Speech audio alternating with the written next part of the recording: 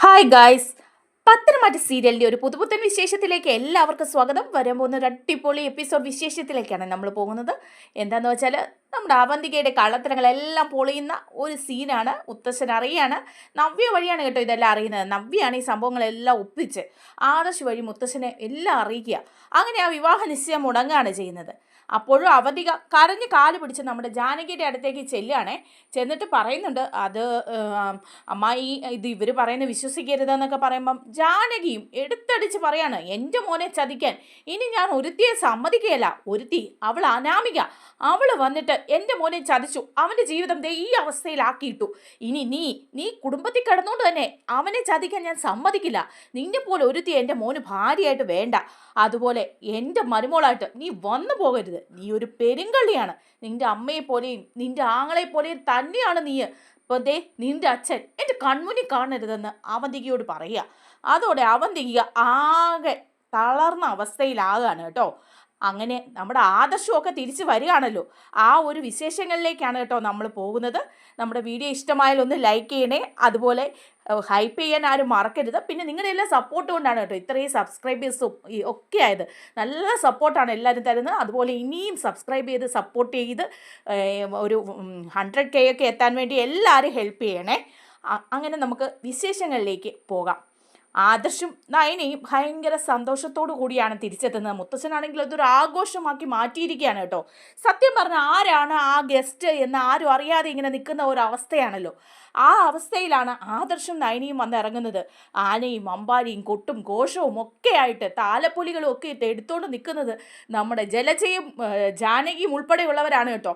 അപ്പോഴേക്കുമാണ് ആദർശും നയനയും വന്ന് ഇറങ്ങുന്നത്. മുത്തച്ഛൻ ഒരു അത്ഭുതവും ഇല്ല. അതേസമയം ബാക്കി എല്ലാവരും അന്തം വിട്ടു പോവുക. അവന്തികയൊക്കെ താലപ്പൊലി ഏന്തി നിൽക്കുകയാണെങ്കിലും ആദർശിൻ്റെ വരവ് അവന്തികയൊന്നും പ്രതീക്ഷിക്കുന്നു പോലുമില്ല. അപ്പോഴേക്കും മുത്തശ്ശൻ പറയാണ്, ദേ ഇവരാണ് വരുന്നത്, ഇവരെ സ്വീകരിക്കാൻ വേണ്ടിയിട്ടാണ് നമ്മളിവിടെ ഇതെല്ലാം ഒരുക്കിയതെന്ന് പറയുമ്പം അവന്തികയുടെ മുഖം ജലജയുടെ മുഖം ഒക്കെ അങ്ങ് ചമ്മി പോവാണ്. എന്താണ് ഇവരിത് ഒപ്പിച്ചിട്ട് വരുന്നത് എന്നുള്ളൊരു ധാരണയിലേക്ക്. അപ്പോൾ സന്തോഷത്തോടെ നയനയും ആദർശും വരികയാണ്. മുത്തശ്ശൻ അവരെ സന്തോഷത്തോടെ സ്വീകരിക്കുകയാണ്. ദേവയാനിക്കാണെങ്കിൽ ഭയങ്കര സന്തോഷമാവുക. ജാനകി ഇങ്ങനെ നിൽക്കുക അന്തം വിട്ട്. അതേസമയം ജലജയ്ക്ക് കുശുമ്പ് വരികയാണ്. എന്തിനാണ്? അപ്പോൾ അബിയെ ആലോചിക്കുക, ദൈവമേ ഇവൻ വീട് തിരിച്ചു വരുവാണോ? ഇനി ഇങ്ങോട്ട് വരില്ലെന്നും മുത്തച്ഛൻ ഇങ്ങോട്ട് കേട്ടില്ലെന്നും വിചാരിച്ചിരുന്നിട്ട് ഇപ്പോൾ ദേ വീണ്ടും എത്തുന്നെന്നും പറഞ്ഞ് അബിക്കും അവന്തികയ്ക്കും ഒക്കെ നല്ല ദേഷ്യം വരിക. അവന്തികയുടെ അച്ഛനെ നല്ല കണക്കിന് പെരുമാറിയിട്ടാണല്ലോ ആദർശ് തിരിച്ചെത്തുന്നത്. അവന്തിക ആകെ പേടിച്ച് വിറച്ചിങ്ങനെ നിൽക്കുക. അവന്തിക്ക് ഇനി പണി കിട്ടാനായിട്ട് അങ്ങ് പോകുന്നതല്ലേ ഉള്ളൂ. അങ്ങനെ ആദർശിനെ സ്വീകരിച്ച് അകത്തേക്ക് കയറ്റുകയാണ് കേട്ടോ മുത്തശ്ശൻ. അപ്പോഴേക്കും ജലജ ചോദിക്കുന്നുണ്ട്, എന്തിനാ ഇപ്പം ഇവൻ എന്ത് കാര്യം ചെയ്തിട്ടാണ്, എന്താ അച്ഛാ ഇവിടെ ഈ സംഭവിക്കുന്നതൊക്കെ? ഇവൻ വരുന്നതിനാണോ ഈ ആഡംബരം മുഴുവൻ കാണിച്ചതെന്ന് ചോദിക്കുക. അപ്പോൾ മുത്തശ്ശൻ പറയുന്ന, അതേടി അതിനിപ്പം നിനക്ക് എന്താ? നമ്മുടെ കമ്പനിയെ ചതിച്ച ആ പെരുങ്കള്ളനെ എൻ്റെ കൊച്ചുമോൻ ആദർശ് കണ്ടെത്തിയിരിക്കുന്നു. അവൻ സത്യം തെളിയിക്കുകയും ചെയ്തു. അവനെ ചതിക്കുകയും പല സ്ഥലത്ത് വെച്ചും അവനെ ചതിക്കുകയും അതുപോലെ തന്നെ നമ്മുടെ കമ്പനിയെയും കുടുംബത്തെയും തകർക്കാൻ നോക്കി ആ ദുഷ്ടനെ എൻ്റെ കൺമുന്നിൽ കൊണ്ട് നിർത്തി തന്നത് എൻ്റെ കൊച്ചുമോനാണ്. അവനെ പിന്നെ സ്വീകരിക്കണ്ടേ? നീ എന്താ വിചാരിച്ചത് അവനെ ഞാനിവിടെ നാട്ടിയിറക്കി വിട്ടതാണെന്നോ? ഒരിക്കലുമല്ല. എൻ്റെ മനസ്സിൽ ആദർശിൻ്റെയും നയനയുടെ സ്ഥാനം മുൻപന്തിയിൽ തന്നെയാണ്.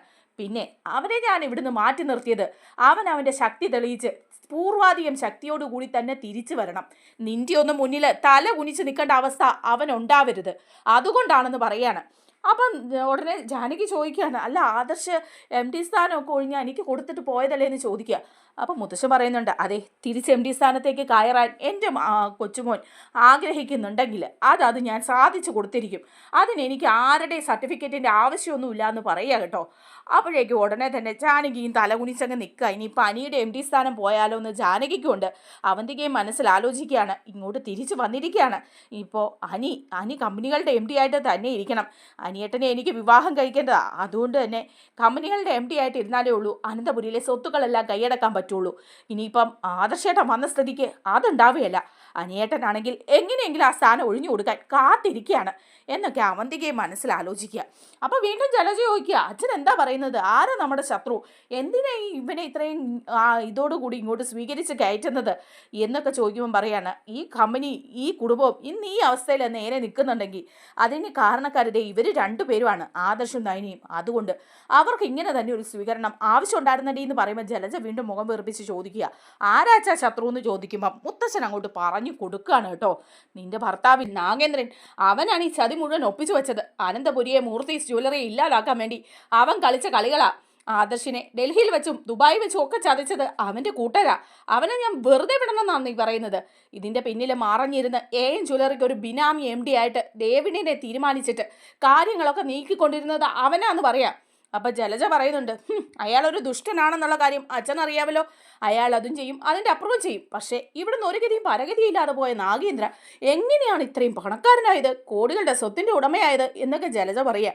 അപ്പം മുത്തശ്ശൻ ചോദിക്കുന്നുണ്ട്, എന്താടി അവൻ്റെ സ്വത്തും പണവും കണ്ടിട്ട് നിന്റെ കണ്ണ് മഞ്ഞളിച്ചോ?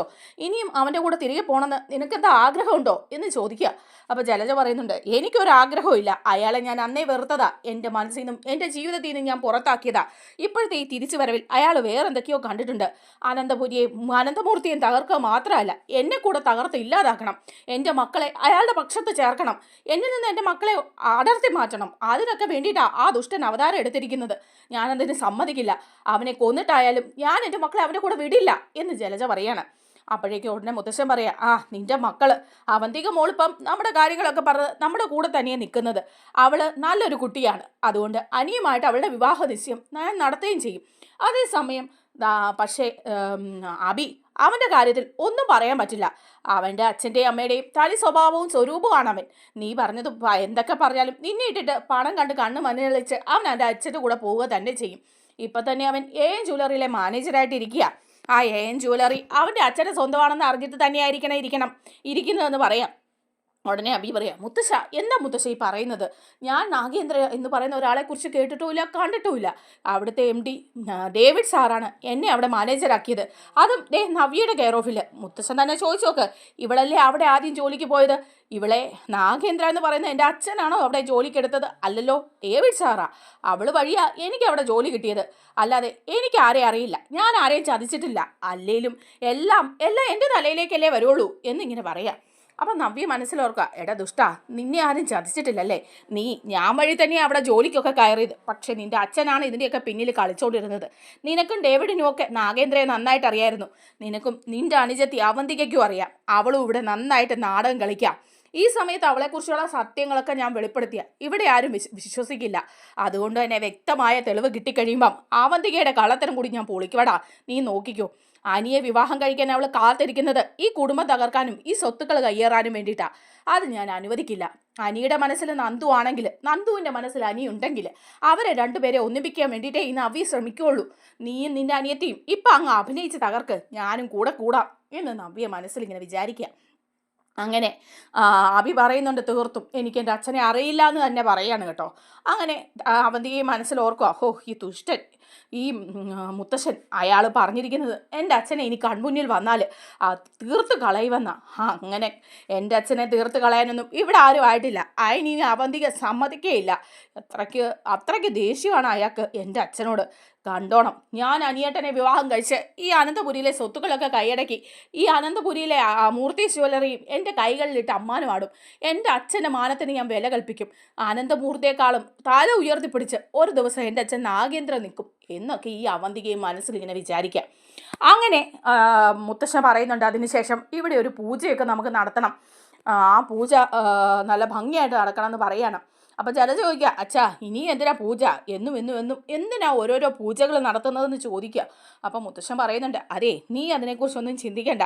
നീ നിൻ്റെ മക്കളെ നേർവഴിക്ക് നടത്താനായിട്ട് ശ്രമിച്ചേച്ചാൽ മതി. പ്രത്യേകിച്ച് നിൻ്റെ മകൻ അബിയെ. ഇവിടെ പൂജ നടത്തുന്നതിന് കാരണമുണ്ട്. ആദർശ് മോനും നയന മോളും ഇവിടുന്ന് മാറി നിൽക്കാൻ തുടങ്ങിയിട്ട് കുറച്ച് കാലങ്ങളായി. അതും ചില പ്രശ്നത്തിൻ്റെ പേരിൽ.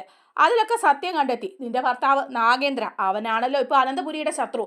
അവൻ്റെ സർവ്വനാശത്തിനും. അതുപോലെ തന്നെ ആദർശ് മോനും നയനമോളും തിരികെ എത്തിയ സന്തോഷവും. നയനമോൾക്കിപ്പം വിശേഷമുള്ള സമയമല്ലേ, അതുകൊണ്ട് ഒരു പൂജയൊക്കെ നടത്തുന്നത് നല്ലതാണ്. അടുത്ത ദിവസം തന്നെ പൂജയ്ക്കുള്ള ഒരുക്കങ്ങളൊക്കെ നടത്തിക്കോ എന്ന് പറയണം. അങ്ങനെ അവിടെ എല്ലാം ഡെക്കറേറ്റ് ചെയ്ത് പൂജയൊക്കെ നടക്കാണ് കേട്ടോ. ഈ സമയത്തും നമ്മുടെ അനിയുടെ മനസ്സിലാകപ്പാടെ ടെൻഷനാണ്. അനിക്കാണെങ്കിൽ ഒരു വിധത്തിൽ അവന്തികയുമായിട്ട് ഒന്നിച്ചു പോകാൻ പറ്റത്തില്ലല്ലോ. അനി റൂമിൽ ഇങ്ങനെ കുത്തിയിരിക്കുക. ആ സമയത്ത് അവന്തിക അങ്ങോട്ട് കയറിച്ചില്ല. ചെന്നിട്ട് ചോദിക്കുക, അനിയേട്ടൻ എന്താ ഡ്രസ്സൊന്നും മാറാത്തത്? താഴെ പൂജ നടക്കുക, പുരോഹിതനൊക്കെ എത്തി, അതുകൊണ്ട് താഴേക്ക് വരുന്നില്ലേ അനിയേട്ടൻ എന്ന് ചോദിക്കുക. അപ്പോൾ എനിക്ക് നല്ല ദേഷ്യം വന്നേ. അനി നന്ദുവിനെക്കുറിച്ചൊക്കെ ആലോചിച്ചുകൊണ്ട് ഇങ്ങനെ ഇരിക്കുന്ന സമയമാണ്. അനി അതെല്ലാം വലിച്ചെറിഞ്ഞിട്ട് പറയാ, എന്താ നിനക്ക് വേണ്ടത്? നീ എന്തിനാ ഇപ്പം എൻ്റെ മുറിയിലേക്ക് കയറി വന്നത്? നീ തുടരെ ഇങ്ങോട്ട് കയറി വരേണ്ടതെന്ന് ഞാൻ പറഞ്ഞിട്ടില്ലേ അവന്തിക എന്ന് ചോദിക്കുക. അപ്പോൾ അവന്തിക പറയുന്നുണ്ട്, അല്ല അനിയേട്ടൻ താഴേക്ക് വന്നില്ലെങ്കിൽ എല്ലാവരും ഓർക്കും എന്നോടുള്ള ദേഷ്യം കൊണ്ട് അനിയേട്ടൻ വരാത്തേന്ന്. അല്ലെങ്കിലും നമ്മുടെ വിവാഹ നിശ്ചയമൊക്കെ ഉറപ്പിച്ച് വെച്ചിരിക്കുകയല്ലേ, എന്നിട്ടും ഇതുവരെ അനിയേട്ടൻ എന്നോടൊരു സ്നേഹവും കാണിച്ചിട്ടില്ല. അല്ലേലും അനിയേട്ട എനിക്കറിയാം അനിയേട്ടൻ്റെ മനസ്സിൽ ഞാനില്ലാന്ന്. അപ്പോൾ ഉടനെ തന്നെ അനി പറയാം, അതെ എൻ്റെ മനസ്സിൽ നീ ഇല്ല. അത് ഞാൻ പല പ്രാവശ്യം പറഞ്ഞിട്ടുള്ള അല്ലേ അവന്തികെ, ഇതുവരെ നിന്നെ വിവാഹം കഴിക്കാൻ ഞാൻ ആഗ്രഹിച്ചിട്ടില്ല. അങ്ങനെയൊന്നും നിന്നെ ഞാൻ കണ്ടിട്ടില്ല. ഒരു സഹോദരിയെ പോലെയല്ലേ ഞാൻ നിന്നെ ഇത്രയും നാളും കണ്ടത്. നീയും അങ്ങനെയൊക്കെ തന്നെ ആയിരുന്നല്ലോ. ഇപ്പം പെട്ടെന്ന് നിന്റെ സ്വഭാവത്തിന് ഈ മാറ്റം വരാൻ എന്തെങ്കിലും കാരണമുണ്ടോയെന്നാണ് ഞാൻ ആലോചിക്കുന്നത് എന്ന് പറയാം. അപ്പോൾ അവന്തിക പറയാണ്, ഉണ്ട് അനിയേട്ടാ, കാരണമുണ്ട്. എനിക്ക് അനിയേട്ടനോട് ഇഷ്ടമുണ്ട്. മാത്രമല്ല അന്ന് ആ നവീനുമായിട്ടുള്ള വിവാഹമൊക്കെ ഉറപ്പിച്ച് വന്നു കഴിഞ്ഞപ്പോൾ നവീൻ എന്നെ വേണ്ടാന്ന് പറഞ്ഞ് നിഷ്കരണം തള്ളിക്കളഞ്ഞപ്പം അയാളെക്കാളും നല്ല ഒരു പയ്യനെ വിവാഹം കഴിക്കണമെന്ന് ഞാൻ ആഗ്രഹിച്ചു. അപ്പോഴാണ് അനിയേട്ടനും അനാമികയും തമ്മിലുള്ള പ്രശ്നങ്ങളും ഒക്കെ എൻ്റെ മനസ്സിലേക്ക് വന്നത്.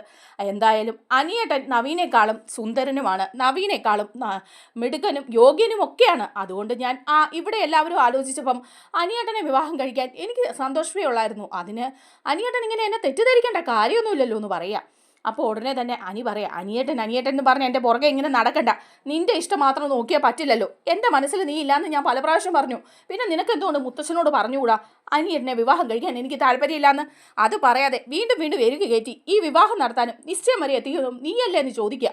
അപ്പം ഉടനെ പറയുന്നുണ്ട് അവന്തിക, അതേ അനിയേട്ടൻ്റെ മനസ്സിൽ ആരാണെന്നും ഇങ്ങനെ എന്നോട് ദേഷ്യം ഉണ്ടാകാൻ കാര്യം എന്താണെന്നും ഒക്കെ എനിക്കറിയാം എന്ന് പറയാം. അപ്പോൾ ഉടനെ അനി ചോദിക്കുക, എന്താ നിൻ്റെ മനസ്സിൽ? നിന്നോട് ഞാൻ പറഞ്ഞില്ലേ എൻ്റെ മനസ്സിൽ ആരും ഉണ്ടായിട്ടൊന്നുമല്ല. പക്ഷേ ഈ വിവാഹ നിശ്ചയം നടക്കാൻ പാടില്ല. മാത്രം അല്ലെങ്കിലും അനാമികയുമായിട്ടുള്ള എൻ്റെ ഡിവോഴ്സ് കഴിഞ്ഞിട്ടൊന്നുമില്ല. അനാമികയുമായിട്ടുള്ള ഡിവോഴ്സ് കഴിഞ്ഞാലല്ലേ ഉള്ളൂ നമ്മുടെ വിവാഹത്തിന് പ്രസക്തിയുള്ളൂ എന്ന് പറയാണ്. അപ്പോൾ ഉടനെ അവന്തിക പറയാണ്, അത് സാരില്ല അനിയേട്ട, അതൊക്കെ മുത്തശ്ശൻ തീരുമാനിച്ചോളും. അനാമികയുമായിട്ടുള്ള ഡിവോഴ്സ് കിട്ടാൻ അവൾക്ക് കോമ്പൻസേഷൻ കൊടുത്താൽ പോരെ, അതൊക്കെ മുത്തശ്ശൻ കൊടുത്ത് സെറ്റിലാക്കി തരും. അതൊന്നും ഓർത്ത് അനിയേട്ടൻ ടെൻഷൻ അടിക്കണ്ട എന്ന് പറയുമ്പോഴേക്കും വീണ്ടും അനി പറയാ, നീ ഒന്ന് ഇറങ്ങി പോകുന്നുണ്ടോ? ഞാൻ പൂജയ്ക്കോ കാര്യത്തിനോ എന്തെങ്കിലും താഴേക്ക് വന്നോളാം എന്ന് പറയാണ്. അവന്തിക വീണ്ടും പറയാ, അനിയേട്ടന് വീണ്ടും എന്നോട് ദേഷ്യം തന്നെയാ. അനിയേട്ടൻ്റെ മനസ്സിലാ നന്ദു അല്ലേ, അവള് മനസ്സിലുള്ളത് കൊണ്ടല്ലേ അനിയേട്ടൻ എന്നോട് ഇപ്പോഴും ദേഷ്യം. അപ്പം എനിക്ക് അങ്ങോട്ട് ദേഷ്യം വരിക. അന്നേരം ഉടനെ തന്നെ അവന്തിക്ക് വീണ്ടും പറയാ, ഈ വീട്ടുകാർക്കും അതുപോലെ തന്നെ നന്ദുവിൻ്റെ വീട്ടുകാർക്കും നിങ്ങളുടെ വിവാഹം നടത്തുന്നതിനോട് ഒരു താല്പര്യമില്ല. അതുകൊണ്ട് അത് നടക്കാൻ പോകുന്നില്ല. മുത്തശ്ശനും മുത്തശ്ശിയും തീരുമാനിച്ച നമ്മുടെ വിവാഹം മാത്രമേ നടക്കാൻ പോകുന്നുള്ളൂ. പിന്നെ എന്തിനാ അനിയേട്ടൻ ഇത്രയും കടുപിടുത്തം നടത്തുന്നത് എന്ന് ചോദിക്കുമ്പോൾ എനിക്ക് നല്ല ദേഷ്യം വന്നിട്ട് അനി പറയാം, ഇറങ്ങി പോടി എൻ്റെ മുറിയിൽ നിന്ന്. നിന്നോട് ഞാൻ പല പ്രാവശ്യം പറഞ്ഞു ഈ കാര്യം സംസാരിച്ചുകൊണ്ട് എൻ്റെ മുന്നിലേക്ക് വരരുതെന്ന്. ഇറങ്ങി പോകാനാ പറഞ്ഞതെന്ന് പറഞ്ഞ് അവന്തിക്ക് പിടിച്ചൊരു തള്ള അങ്ങോട്ട് കൊടുക്കുക. തള്ളി അങ്ങോട്ട് വീഴുന്നത് കാണുന്നത് നമ്മുടെ ദേവയാനിയും കാണുന്നുണ്ട്, നവ്യയും കാണുന്നുണ്ട് കേട്ടോ. അപ്പോൾ ദേവയാനി മനസ്സിലിങ്ങനെ ആലോചിക്കുക, അനി മോളെ തള്ളിയിട്ടല്ലോ എന്നൊക്കെ പറഞ്ഞ് വന്ന് വിളിക്കുക. മോളെ അവന്തിക എന്ന് പറഞ്ഞ് പിടിച്ച് എണീപ്പിക്കുക. അപ്പോൾ അവന്തിക അപ്പച്ചിയോ ഞാൻ ഒന്നും അറിഞ്ഞില്ലാത്ത ഭാവത്തിനങ്ങ് എണീക്കുകയാണേ. അപ്പോഴേക്കും ഉടനെ പറയുന്നുണ്ട് അവന്തികയോട്, മോളെ എന്താ മോളെ എന്ന് ചോദിക്കുമ്പം അത് അനിയേട്ടൻ എന്നോട് ഭയങ്കര ദേഷ്യമാണ്. അനിയേട്ടൻ്റെ മനസ്സിൽ ഇപ്പോഴും ആ നന്ദുവാണ് ഉള്ളത്. അത് കാരണമാണ് എന്നോട് ദേഷ്യം, അല്ലാതെ ഒരു പ്രശ്നവും ഇല്ല ഞങ്ങൾ തമ്മിൽ. ആ നന്ദു മനസ്സിൽ നിന്ന് ഒഴിവാക്കണമെന്ന് ഒന്ന് പറഞ്ഞു കൊടുക്കണം എന്നൊക്കെ പറയാഞ്ഞേച്ച് അങ്ങ് ഭയങ്കര ഒരു വിഷമഭാവത്തിൽ അവന്തിക പോവുക. അപ്പോൾ ദേവയാനിക്കും അങ്ങ് അലിവ് തോന്നുക. ദേവയാനി മനസ്സിൽ ആലോചിക്കുക, പാവ അവന്തിക, അനി ഇങ്ങനെ അവളോട് ക്രൂരമായിട്ട് പെരുമാറിയ അവൾ ഇതെങ്ങനെ സഹിക്കും? ഇപ്പോഴും അവൻ്റെ മനസ്സിൽ ആ നന്ദു ഉണ്ടായിരിക്കും. ഏതായാലും പോയി ആദർശിനോട് നയനയോട് ഒന്ന് പറയാം. അവരൊന്ന് ഉപദേശിക്കുമ്പം അനിയുടെ സ്വഭാവത്തിൽ മാറ്റം ഉണ്ടാവും. വിവാഹ നിശ്ചയം അടുത്ത് വരുമല്ലേ എന്നൊക്കെ പറഞ്ഞ് ദേവയാനി പോയിട്ട് ആദർശിനോടും നയനയോടും ഈ കാര്യം സംസാരിക്കാം. അപ്പോൾ ആദർശിനോട് പറയുന്നുണ്ട്, ആദർശെ നീ അനിയെ ഒന്ന് ഉപദേശിക്കണം. അവൻ്റെ മനസ്സിൽ ഇപ്പോഴും നന്ദു ഉണ്ട്. അതുകൊണ്ട് അവന്തികയോട് ഇങ്ങനെ ദേഷ്യം എന്ന് പറയാം. അപ്പോൾ ഉടനെ ആദർശ് പറയുന്നുണ്ട്, അവൻ്റെ മനസ്സിൽ നന്ദു ഉണ്ടെന്നുള്ള കാര്യം നമുക്ക് എല്ലാവർക്കും അറിയാം. അതുകൊണ്ടായിരിക്കും ചിലപ്പോൾ അവന്തികയോട് ദേഷ്യം ഉണ്ടാവുന്നത് എന്ന് ആദർശ് പറയുമ്പോൾ ദേവയാനി പറയാ, മോനെ നീ പറയണം അവനോട്, അവന്തിക മോള് പാവാ. ഈ ജലജയും അഭിയും ഒക്കെ വേറൊരു സ്വഭാവമാണെങ്കിലും അവന്തിക മോക്ക് അങ്ങനത്തെ സ്വഭാവം ഒന്നുമില്ല. അവളുടെ മനസ്സിൽ ആഗ്രഹം കൊടുത്തതാ അനിയുമായിട്ടുള്ള വിവാഹം നടത്തി കൊടുക്കാമെന്ന്. അങ്ങനെയുള്ളപ്പം ഇനിയും അവള് ഇങ്ങനെ മനസ്സ് വിഷമിപ്പിക്കുന്നത് മോശമല്ലേ? അനിയാണെങ്കിൽ അവള് കടിച്ചു തിന്നാൻ ചെല്ലുന്ന പോലെയാണ് പെരുമാറുന്നത്. കുറച്ചുകൂടി മയമായിട്ട് അവന്തികയോട് പെരുമാറണം എന്നൊക്കെ പറഞ്ഞു കൊടുക്കണമെന്ന് പറയാം. അപ്പോൾ ആദർശ് പറയുന്നുണ്ട്, ഞാൻ അവനോട് പല പ്രാവശ്യം ഇക്കാര്യത്തെക്കുറിച്ച് സംസാരിച്ചതാ. അപ്പോഴൊക്കെ അവൻ ഒഴിവാകുമായിരുന്നു. ഇക്കാര്യത്തിൽ ആദർശേട്ടൻ എന്നെ ഉപദേശിക്കേണ്ടെന്ന് പറഞ്ഞ് ഒറ്റ പോക്കാ പോകുന്നേ എന്ന് പറയാം. അപ്പം നയനയും പറയാം, ശരിയാമേ, നന്ദുവിനോടും ഞാൻ ഇക്കാര്യം പറഞ്ഞതാ. നന്ദുവിൻ്റെ മനസ്സിലിപ്പോൾ അങ്ങനെയൊന്നുമില്ല. അനിയുടെയും അവന്തികയുടെയും വിവാഹം എങ്ങനെയെങ്കിലും നടക്കട്ടെ എന്നാണ് നന്ദു പറയുന്നത്. അത് മുടക്കാനോ ഒഴിവാക്കാനോ ഒന്നും അവൾ ശ്രമിക്കില്ല. പക്ഷേ അനി ഇച്ചിരി നിർബന്ധ ബുദ്ധിയാണ്. നന്ദുവിനോട് അനി പറഞ്ഞു, ഈ വിവാഹം നടന്നില്ല എന്നുണ്ടെങ്കിൽ അവൻ ആത്മഹത്യ ചെയ്യുമെന്ന് വരെ പറഞ്ഞിട്ടുണ്ടെന്ന് പറയുമ്പം ദേവയാനി നെഞ്ചത്ത് കൈവയ്ക്കുക. എന്നിട്ട് ദേവയാനി പറയുന്നുണ്ട്, അങ്ങനെയൊക്കെ അനി പറഞ്ഞോ? അത്രയ്ക്ക് തീവ്രമാണോ അവരുടെ ബന്ധം എന്ന് ചോദിക്കുക. അപ്പം നയന പറയുന്നുണ്ട്, ശരിയാ, നമ്മൾ വീട്ടുകാർ സമ്മതിക്കാത്തത് കൊണ്ട് മാത്രമാണ് അത് നടക്കാത്തത്. അവരുടെ രണ്ടുപേരുടെ മനസ്സിൽ പരസ്പരം ഇഷ്ടം തന്നെയാണ്. അനി എന്തെങ്കിലും കടുങ്കയ്യോ അബദ്ധമോ ചെയ്യുമോന്നാ അമ്മ ഇപ്പം എനിക്ക് പേടിയെന്ന് പറയുക. അന്ന് ഓർക്കുന്നില്ലേ, അനാമികയുമായിട്ടുള്ള വിവാഹം ഉറപ്പിച്ചപ്പം അവൻ കൂട്ടുകാരുമായി പോയി മദ്യപിച്ചതും അങ്ങനെയുള്ള പ്രശ്നങ്ങൾ ഉണ്ടാക്കിയതും വിവാഹത്തിൽ പങ്കെടുക്കില്ല എന്നും ഒക്കെ പറഞ്ഞത് ഇപ്പോഴും നിശ്ചയത്തിന് അവൻ ഇറങ്ങില്ല എന്ന് തന്നെയാണ് പറയുന്നത്. ഇങ്ങനെയൊക്കെ ആയാൽ എങ്ങനെയാണ് കാര്യങ്ങൾ മുന്നോട്ട് പോകുന്നതെന്ന് ഒരു പിടുത്തവും ഇല്ലയെന്ന് പറയുകയാണ് അയന. അപ്പോൾ ദേവയാനി പറയാണ്, ആദർശ് നയനയും ഒന്നുകൂടി അനിയോട് പറയണമെന്ന് പറഞ്ഞിച്ച് ദേവയാനി അങ്ങ് പോവാ. അപ്പോൾ ആദർശ് നയനയും കൂടി ഇങ്ങനെ സംസാരിക്കുമ്പം നയന പറയുന്നുണ്ട്, ഇനി എന്താ ആദർശേട്ടാ നമ്മൾ അവനോട് പറയുക? ഇനിയിപ്പം നമ്മൾ ഇനിയും ഉപദേശിക്കാൻ ചെന്നാൽ അവന് നമ്മളോട് ദേഷ്യമാവും. നന്ദുവിനെ കാര്യങ്ങളൊക്കെ പറഞ്ഞ് ഞാൻ മനസ്സിലാക്കിയിട്ടുണ്ട്. അതുകൊണ്ട് തന്നെ നന്ദു ഈ കാര്യത്തിൽ ഒരു മുൻകൈ എടുക്കില്ല. എന്തായാലും മുത്തശ്ശൻ തീരുമാനിച്ചല്ലേ വിവാഹവും നിശ്ചയമൊക്കെ, അതുകൊണ്ട് അത് അതുപോലെ നടന്നോളും. മുത്തശ്ശനെ എതിർക്കാനൊന്നും അനി തയ്യാറാകുമെന്ന് തോന്നുന്നില്ല എന്ന് പറയാം. അപ്പോൾ ആദർശം പറയാണ്, അതെ, അങ്ങനെ അവൻ ചെയ്യുമെന്ന് തോന്നുന്നില്ല. പിന്നെ അറിയില്ല, ഇക്കാര്യത്തിലായതുകൊണ്ട് അവൻ്റെ നിയന്ത്രണം ആകെ വിട്ട് നിൽക്കുക. അനാമികയുമായുള്ള ജീവിതം കൊണ്ട് തന്നെ അവൻ മടുത്ത് നിൽക്കുകയാണ്. ഇനിയിപ്പോൾ അവൻ്റെ മനസ്സിൽ നന്ദു മാത്രമേ ഉള്ളൂ. ആ സമയത്ത് നമ്മൾ അവനെ ഇനിയും ഉപദേശിക്കാൻ ചെന്നാൽ ശരിയാവില്ല എന്ന് പറയുകയാണ്. അങ്ങനെ പൂജയൊക്കെ നല്ല ഭംഗിയായിട്ട് തന്നെ നടക്കുകയാണ്. അനിയുടെ മനസ്സിൽ നല്ല വിഷമമൊക്കെ ഉണ്ട് താനും. അപ്പോൾ നവ്യ മനസ്സിൽ ആലോചിക്കുന്നുണ്ട്, എന്തായാലും ഈ അവന്തിക അവളുടെ അച്ഛനുമായിട്ട് സംസാരിക്കുന്നത് ഞാൻ കണ്ടെത്തിയ ആ തെളിവ് ആദർശേട്ടനെ കാണിച്ചു കൊടുക്കും. അങ്ങനെയാണെങ്കിൽ മാത്രമേ ഉള്ളൂ ഈ വിവാഹ നിശ്ചയം മുടക്കാൻ പറ്റുള്ളൂ. വീട്ടിലുള്ളവരെ എല്ലാവരെയും അവന്തിക ചതിക്കുകയായിരുന്നു എന്നുള്ള കാര്യം അവരറിയണം എന്ന് പറയണം. അങ്ങനെ വിവാഹ നിശ്ചയം അടുത്ത് വരുമ്പോൾ തന്നെ അനി ഇങ്ങനെ പിണങ്ങി നിൽക്കുന്നതുകൊണ്ട് അവന്തികയ്ക്ക് നല്ല ടെൻഷനാണ്. അവന്തിക നേരെ പോയി നാഗേന്ദ്രയെ കാണുകയാണ് കേട്ടോ ഈ കാര്യങ്ങളൊക്കെ പറയാനായിട്ട്. പുറകെ തന്നെ നമ്മുടെ നവ്യയും പോവാണ്. നവ്യ പോയിട്ട് വീഡിയോ ഒക്കെ എടുക്കുന്നുണ്ട് ഇവർ സംസാരിക്കുന്നതിൻ്റെ മറഞ്ഞു നിന്ന്. അപ്പോൾ അവന്തിക നാഗേന്ദ്രയോട് പറയാണ്, അനിയേട്ടൻ ഒരു വിധത്തിൽ അടുക്കുന്നില്ല അച്ഛാ. അനിയേട്ടൻ എപ്പോഴും എന്നോട് ദേഷ്യ. ഈ വിവാഹ നിശ്ചയം നടന്നില്ലെങ്കിൽ ആകെ കുളവാകും. മുത്തശ്ശൻ എൻ്റെ കള്ളത്തരം കൂടി കണ്ടെത്തിയാൽ അവിടെ നിന്ന് എന്നെ അടിച്ചിറക്കും. പിന്നെ നമുക്ക് ഒരു പിടുത്തം ഇല്ലാതാവും. അതിനു മുമ്പ് അനിയേട്ടനുമായിട്ടുള്ള വിവാഹം നടക്കണം എന്ന് പറയാം. അപ്പോൾ ഉടനെ തന്നെ നാഗേന്ദ്ര പറയാം, ഈ നിശ്ചയം നടക്കും മോളെ കൃത്യസമയത്ത്. അപ്പോൾ അവന്തിക പറയാം, ഒരിക്കലും ഇല്ല അച്ഛാ, അനിയേട്ടൻ ഈ വിവാഹ നിശ്ചയത്തിന് ഇറങ്ങി വരില്ല എന്നാണ് പറയുന്നത്. മുത്തശ്ശനല്ല ആര് പറഞ്ഞാലും അനിയേട്ടൻ വരില്ലെന്നാണ് പറയുന്നത്. അനിയേട്ടൻ്റെ മനസ്സിൽ മുഴുവൻ ആ നന്ദുവാണ്. അതുമാത്രമല്ല എന്നോട് താല്പര്യവും ഇല്ല എന്ന് പറയാം. അപ്പം നാഗേന്ദ്ര പറഞ്ഞു കൊടുക്കുക, അത് മോളെ നീ ഒരു കാര്യം ചെയ്യണം, അവനോട് പറയണം ഈ വിവാഹ നിശ്ചയത്തിന് മാത്രം ഇറങ്ങിയാൽ മതി. മുത്തശ്ശൻ്റെ മനസ്സ് വിഷമിക്കാതിരിക്കാൻ വേണ്ടി മാത്രമാണ് നീ ഇതിന് സമ്മതിക്കുന്നതെന്നും അതിനുശേഷം നീ വിദേശത്തേക്ക് തന്നെ തിരിച്ചു പോകുമെന്ന് പറയണം. നീ പഠിച്ച അയർലൻഡിലേക്ക് തന്നെ നീ പോകും. അതുകൊണ്ട് നീ ഈ വിവാഹം വേണ്ടാന്ന് വയ്ക്കുമെന്നും പറയണം. അങ്ങനെയാകുമ്പം അവൻ വരും. ഇതൊരു നമ്മുടെ ഒരു നാടകമാണ്. ഈ വിവാഹം എങ്ങനെയും നടത്തണം. അനന്തപുരിയിലെ സ്വത്തുക്കൾ നമ്മുടെ കൈകളിൽ വരണം എന്നൊക്കെ നാഗേന്ദ്ര പറയുന്ന വീഡിയോ നവ്യ എടുക്കണം.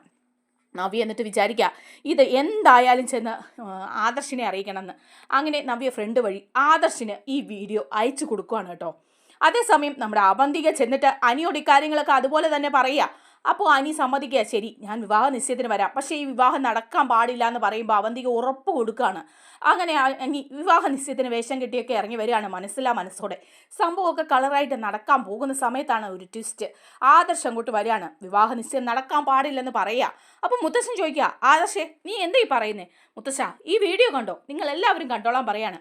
അങ്ങനെ ആ വീഡിയോ എല്ലാവരും കാണിച്ചു കൊടുക്കുകയാണ് കേട്ടോ. നാഗേന്ദ്രയും അവന്തികയും തമ്മിൽ സംസാരിക്കുന്നത്, അവർ തമ്മിൽ ആ ബന്ധം ഉണ്ട് എന്ന് മനസ്സിലാക്കുമ്പോൾ മുത്തശ്ശനും എല്ലാവരും ഞെട്ടിപ്പോവാണ്. മുത്തശ്ശൻ ഉടനെ അവന്തികയുടെ നേരെ വന്ന് ഒറ്റ ഒരെണ്ണം കൊടുക്കുക. എന്നിട്ട് ചോദിക്കുക, നീയാണല്ലേ കുടുംബം നശിപ്പിക്കാൻ നടക്കുന്നവള്? നീ നിന്റെ അച്ഛനും കൂടെ ചേർന്നാണല്ലേ കുടുംബം നശിപ്പിക്കുന്നത്? ഇത്രയും നാളും നീ ഇവിടെ നാടകം കളിക്കുകയായിരുന്നു അല്ലേടി? ഇനി എൻ്റെ കൺമുന്നിൽ നിന്നെ കണ്ടുപോയാ കത്തിച്ച് കളയൂന്ന് പറഞ്ഞ് മുത്തശ്ശൻ നല്ല അടി കൊടുക്കുന്നുണ്ട് അവന്തികയ്ക്ക് കേട്ടോ. അവന്തികയാണെങ്കിൽ തലെല്ലാം കൊണ്ട് മുത്തശ്ശൻ്റെ അടിയെല്ലാം വാങ്ങിച്ച് ആകെ അവിടെ നിന്ന് ഇപ്പോൾ ഇറങ്ങി പോകണം എന്നുള്ള ഒരു അവസ്ഥയിലേക്ക് ആകുകയാണ് കേട്ടോ അവന്തികയും അബിയും ഒക്കെ.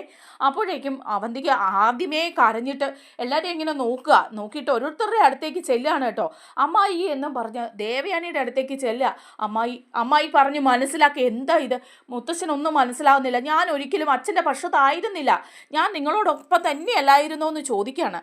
അപ്പോഴേക്കും ഉടനെ ദേവയാനി ചോദിക്കുക, അവന്തികയെ നീ ഇവിടെ കിടന്ന് ഉരുണ്ട് കളിക്കണ്ട. ഇപ്പം ആദർശ് കാണിച്ച വീഡിയോ ഞങ്ങൾ കണ്ടതാ. ആദർശ് കാണിച്ചത് കൊണ്ട് തന്നെ അതിലെനിക്ക് പൂർണ്ണമായിട്ടും വിശ്വാസം തന്നെയാണ്. എൻ്റെ കണ്ണുകളെ ഒന്നും വായിക്കാൻ എനിക്ക് പറ്റില്ല. നീ ചെയ്തത് തെറ്റാണെന്ന് പൂർണ്ണ ബോധ്യമുള്ളത് കൊണ്ട് തന്നെയാണ് ആദർശ് അങ്ങനെ പറഞ്ഞത്. അതുകൊണ്ടേ ഇനി ഇവിടെ നിന്ന് നാടകം കളിക്കാൻ നീ നിൽക്കണ്ട. നീയും നിൻ്റെ ഏട്ടനുണ്ടല്ലോ അബി, അവനും കാണിച്ചത് കള്ളത്തരം തന്നെയാ. ജലജയേക്കാളും വലിയ കള്ളന്മാരാ നിങ്ങൾ. ജലജയെ കൂടി നിങ്ങളെല്ലാവരും കൂടി ചതിക്കല്ലായിരുന്നോ എന്ന് ചോദിക്കുക. അപ്പം ജലജയ ഉടനെ വന്നിട്ട് പറയാം, ശരിയാ എടി, നിന്നോട് ഞാൻ പറഞ്ഞതല്ലടി അയാളുമായിട്ട് ഒരു ചങ്ങാത്തവും വേണ്ടെന്ന്. ഇപ്പോൾ കോടീശ്വരനായിട്ട് അച്ഛൻ തിരിച്ചു വന്നപ്പം വീണ്ടും രണ്ടെണ്ണം കൂടെ അങ്ങോട്ട് പോയിരിക്കുകയാണല്ലേ. ഒരു നിമിഷമെങ്കിലും ഇത്രയും നാൾ നിങ്ങൾക്ക് വേണ്ടി കഷ്ടപ്പെട്ട എന്നെക്കുറിച്ച് നീ ചിന്തിച്ചോ? ഇല്ലല്ലോ. പണം കണ്ട് നിൻ്റെയൊക്കെ കണ്ണ് മഞ്ഞളിച്ചല്ലേ. അതിൻ്റെയൊക്കെ നീയൊക്കെ അനുഭവിക്കേണ്ടി വരുവടി. വലിയ വില തന്നെ കൊടുക്കേണ്ടി വരും. അതുപോലൊരു കൊടും ചതിയനാ നിൻ്റെയൊക്കെ അച്ഛൻ നാഗേന്ദ്ര എന്ന് ജലജ പറയുക. അപ്പോൾ വീണ്ടും പറയാം, അമ്മ എന്നോട് ക്ഷമിക്കണം, എനിക്ക് അങ്ങനെ ഒരു തെറ്റ് പറ്റിപ്പോയി, ഇനി അങ്ങനൊന്നും ഞാൻ ചെയ്യില്ല എന്ന് പറയുമ്പോൾ ജലജ ഒരടി കൊടുക്കുന്നുണ്ട് അവന്തികയ്ക്ക്. എന്ന് പറയുക, മിണ്ടിപ്പോകരുത്, നീ അയാളുമായിട്ട് ചേർന്ന് ഈ കുടുംബം തകർക്കാൻ ശ്രമിച്ചപ്പം എന്നോട് കൂടി ഒരു വാക്ക് നീ പറഞ്ഞില്ല. ഞാൻ ഒരിക്കലും അയാളോടൊപ്പം നിങ്ങളെ വിടാൻ ആഗ്രഹിക്കുന്നില്ല. ഇനിയിപ്പം എന്നിൽ നിന്ന് നിങ്ങളെയൊക്കെ അകറ്റി അങ്ങോട്ട് കൊണ്ടുപോകണം, അതാണ് അയാളുടെ ലക്ഷ്യം എന്ന് പറയാം. അപ്പോൾ ഉടനെ തന്നെ അവന്തിക പിന്നെ മുത്തശ്ശി എന്നൊക്കെ പറഞ്ഞ് ചെല്ലേണ്ട കാര്യമില്ല. മുത്തശ്ശൻ അടി കൊടുത്ത് ഇറക്കി വിട്ടിരിക്കുകയാണ്. ജ്വലിച്ച് നിൽക്കുകയാണ് മുത്തശ്ശൻ ഉഗ്രരൂപനായിട്ട്.